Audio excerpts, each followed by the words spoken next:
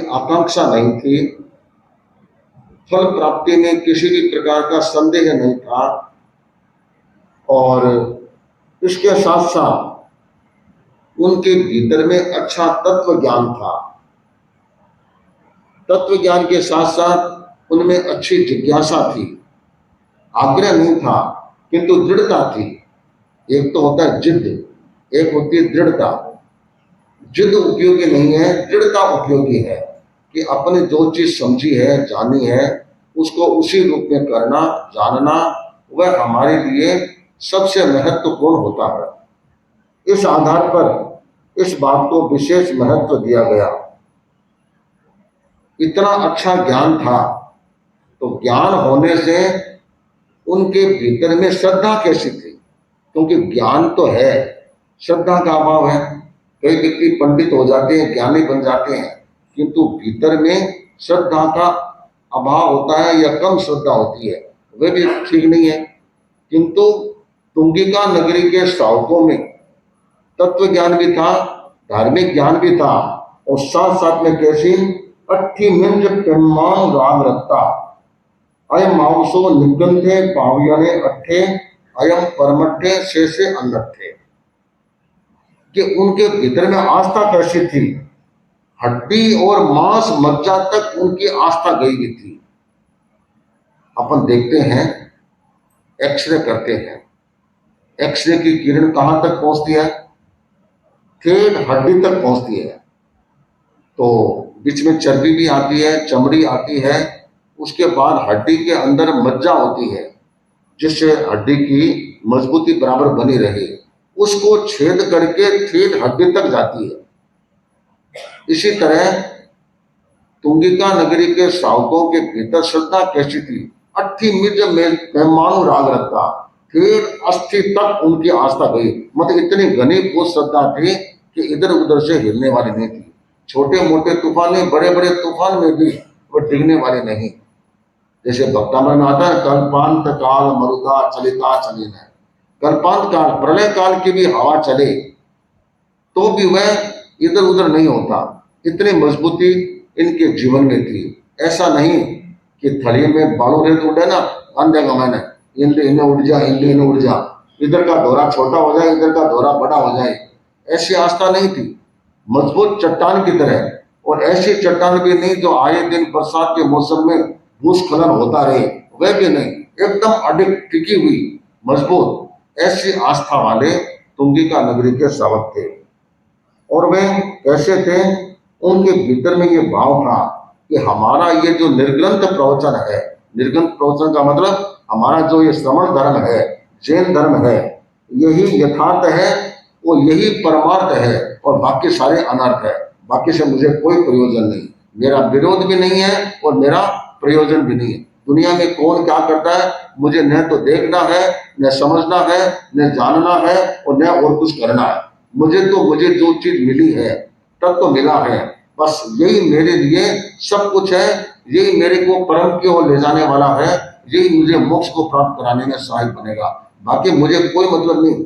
मारी थाली में घी कितो वो देखना, दूसरा की थाली में कितो मुझे क्या मतलब है? मुझे तो मेरे से मतलब है, और मैंने सोच समझ करके किया है, ज्ञान किया है, तो मुझे मेरे लिए ये सब अच्छा है। ये कितनी गहरी बात। नहीं तो थोड़ा बहुत कोई बताने वाला होता है, अरे पट जाओ, इतनी फेरी निकालो, इधर ये करो वह करो, ठीक है। व्यवहार में अगर धर्म बुद्धि से नहीं करते हैं, केवल व्यवहार के लिए पाने के लिए अगर कहीं जगह घूमते भी हैं, तो सम्यक तो भी वह हानि तो नहीं होती। अगर धर्म मान लिया उसमें कि मैं जो बाहर घूम रहा हूँ कर रहा हूँ, धर्म मान लिया, फिर सम्यक को टिकना कठिन है, बहुत मुश्किल है। केवल व्यवहार की प्राप्ति के लिए भी मुझे कष्ट है, दिक्कत है, तो मुझे ऐसा करना है, हाँ न करें, उस श्रावक का विशेष गुण है, करता है, और धर्म बुद्धि नहीं है, धर्म की स्थापना नहीं है, तो उसके सम्यक्त्व में हानि नहीं होती। नहीं तो सम्यक्त्व विनष्ट होने का जबरदस्त खतरा रहता है। तो ये इस तरह की विचार वाले थे। फिर कैसा? उसी फलिया अवंगे द्वारा चित्तम के उरगर प्रवेशा 14 सट्ट मुक्ति पुण्य पुण्यसु परिपुण्यम दोषम सम्भव। ये इतने विश्वासु थे क्योंकि धार्मिक थे, तो इनका घर सुबह उठते 4-5 बजे पूरा गेट खोल देते, पोर्ट खोल देते, और रात को जब रात पड़ती तब दरवाजे को बंद करते थे। पूरे दिन दरवाजा खुला रहता था। तो ये प्रश्न आया कि पूरे दिन घर खुला क्यों रखते हैं, किस लिए रखते हैं? आजकल तो इन अंदर घुसे और अंदर घुसता ही परसों बंद कर देगा। और आजकल तो नीचे से कोई घंटी बजाता है तो फिर फोटो आ जाए ऊपर, फिर कौन आया या बात कर लेते हैं। उनको समझ में आ गया तो फिर ऊपर से कंट्रोल रूम से जो भी बटन दबाते हैं तब दरवाजा खुलता है, तब अंदर तक प्रविष्ट हो सकते हैं। किंतु उन श्रावकों के घर तो एनी टाइम खुले रहते थे। तो प्रश्न आया कि एनी टाइम क्यों खुला रखते हैं? तो उसके कई कारण बताए गए। इसलिए बताए गए कि वे श्रावक इतने मजबूत थे, इतने दृढ़ थे कि अन्य धर्म वाले, अन्य दर्शन वाले भी उनको चैलेंज करने के लिए आए कि तुम्हारा धर्म ठीक नहीं, हमारा धर्म ठीक है, तो आ जाओ, चर्चा करने के तैयार है। मतलब ओपन है हमारा, कोई भी आओ, चर्चा करो, हमारे कोई दिक्कत नहीं है। ये भी एक विचार है। इसके पीछे अलग अलग प्रकार के चिंतन आते हैं। दूसरी बात क्या है कि पुराने जमाने में यह परंपरा थी कि साधु साध्वियां गोचरी आते तो दरवाजा अगर बंद है तो गोचरी नहीं आते थे। दरवाजा खुला होगा तभी वे गोचरी आ सकेंगे। इसलिए उस समय में श्रावक पता रहता कि महाराज का ये गोचरी का टाइम है, तो दरवाजा खुला रखते, दरवाजे पर बैठे रहते, भावना पाते, उसके बाद अंदर में आते थे। क्योंकि बंद दरवाजे में आ नहीं सकते, तो हमारे संतों को, साथियों को भावना भाई है, व्रत कैसे निपजेगा, इस आधार पर वे अपने दरवाजों को खुला रखते थे। यह एक बार, क्योंकि बंद किवाड़ होता है उसको खोलते नहीं है, फिर वापस बंद करते नहीं है साधु संत, तो फिर कैसे पार पड़ेगा? क्योंकि पुराने जमाने में जो दरवाजे होते थे उनमें हिंसा की संभावना अधिक रहती थी। क्योंकि पहले दरवाजे किसके होते थे? चूड़ियों के होते थे।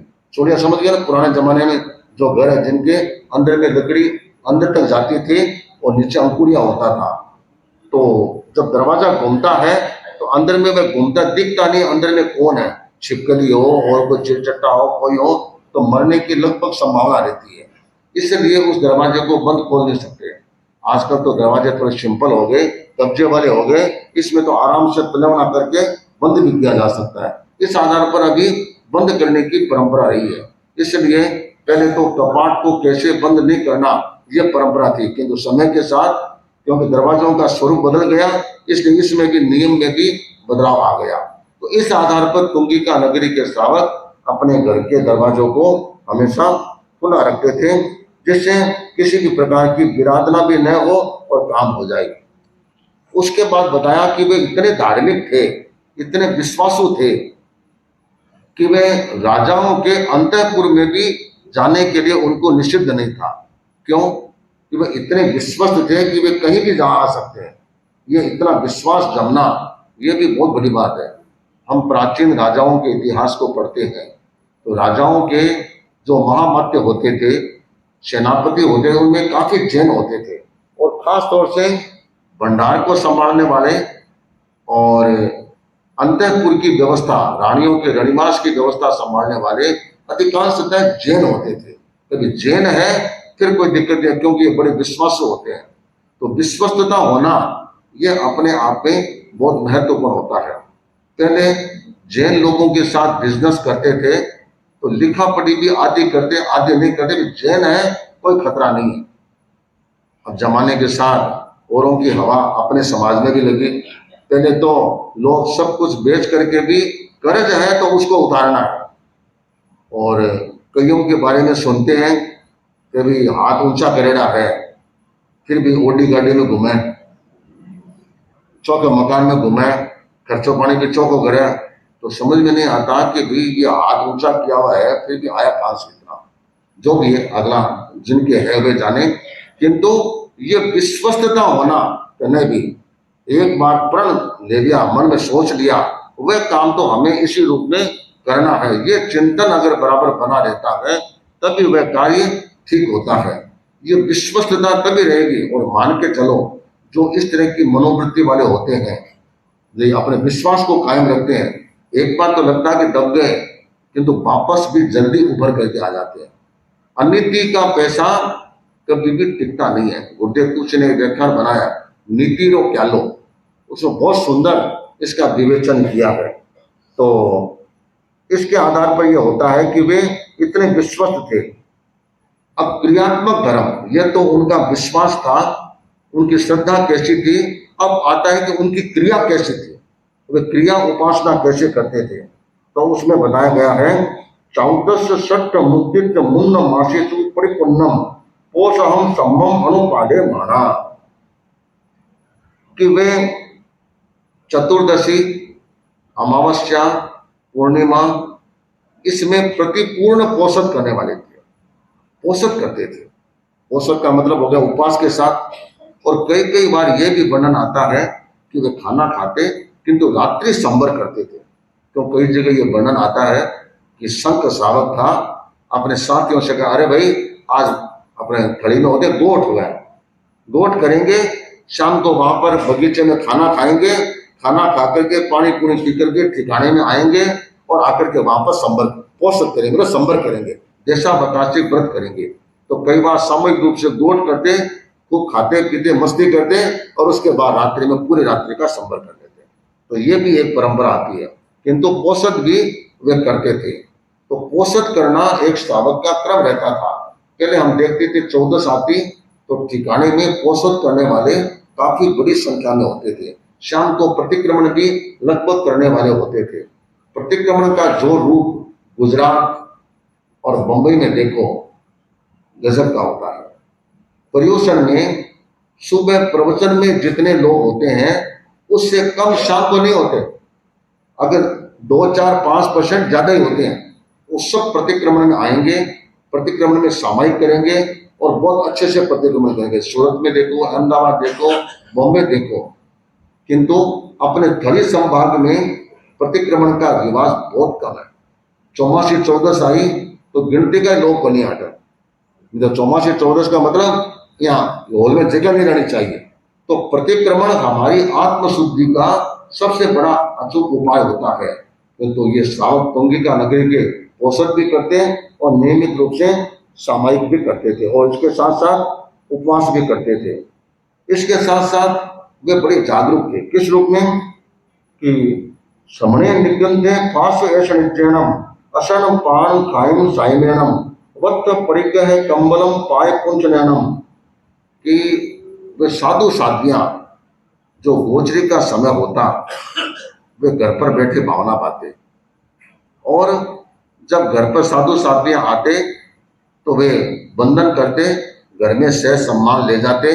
घर में जो भी प्राशुक ऐसनीय सुस्ता आ रहे, असन पान खाद्य स्वाद्य जो भी है उसकी वे भावना पाते। महाराज ये कृपा कराओ। श्रावक बड़ा विवेकशील होता है कि घर में, मेरे घर में जो सुस्ता है उसकी मैं भावना पाऊं। अब घर पर आ गए, अरे अमुक चीज तो फ्रिज में रहेगी, पर छोरी तू कर खोल खोल कर मन काट ले। विवेकशील होता है वह अपना भी खाने के लिए जब निकलता है, अपन एक बार अंदर क्यों रखते हैं, बेराने के लिए तो निकालना नहीं है, तो पहले से उपयोग रखे भी खाने के लिए निकालना है तो उसको निकाल लिया, उसके बाद भावना पाते हैं। तो वह करते हुए श्रावक का एक विशेष विवेक माना जाता है। तो वे बहराते और बड़ी भावना से बहराते, किंतु श्रावक ये भी विवेक रखता है कि मैं जब बहरा रहा हूं वहां की सिचुएशन क्या है। गुरुदेव के वहां है, साधु साधियां बहुत बड़ी संख्या में है, 2 कुआं ज्यादा भी बहरा दिए हो तो खाना बनाई है। अब यहाँ ईन में हम 3 तो साधु और लो डाल दिया। आपकी भावना तो है, पर ये विवेक भी देखो। बाप जी गाली कटे, कितना खाएंगे, कैसे खाएंगे, ये भी हाँ महाराज मेरे घर सुस्ता है, आप जितनी कृपा कराएंगे मुझे खुशी होगी। आपको असहता भी नहीं हो और आपको संकोच भी नहीं करना कि भी इतना कैसे दे, आपको कोई संकोच नहीं करना, घर में कोई कमी नहीं है, आप कृपा कराओ। ये क्या है, श्रावक का विवेक होता है और उसके आधार पर वे करते हैं। गोचरी बनाते, गोचरी के बाद श्रावक, उन्हें वर्णन आया है, घर के बाहर और गली के नुक्कड़ तक उनको पहुंचाने के लिए आते हैं।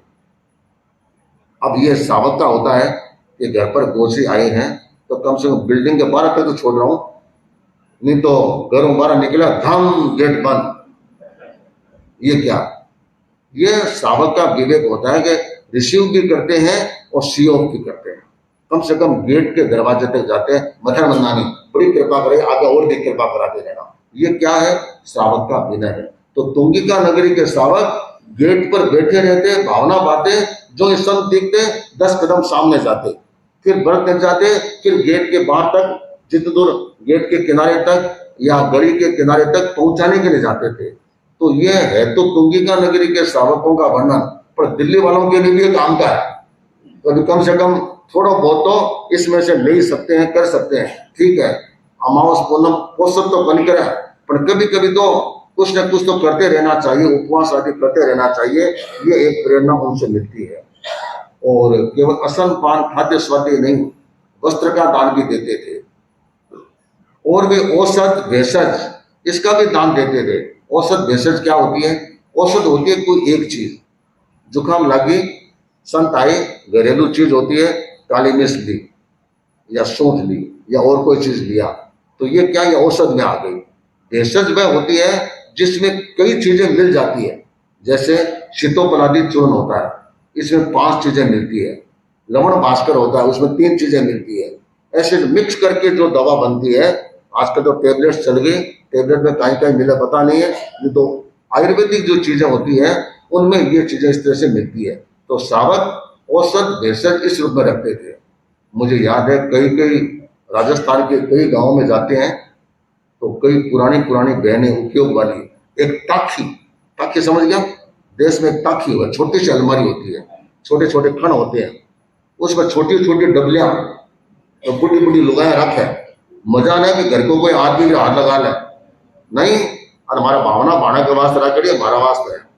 छोटे छोटे डब्बियां कई कई जगह देखते हैं, 200 200 300 300 डब्बियां वहां रहती है।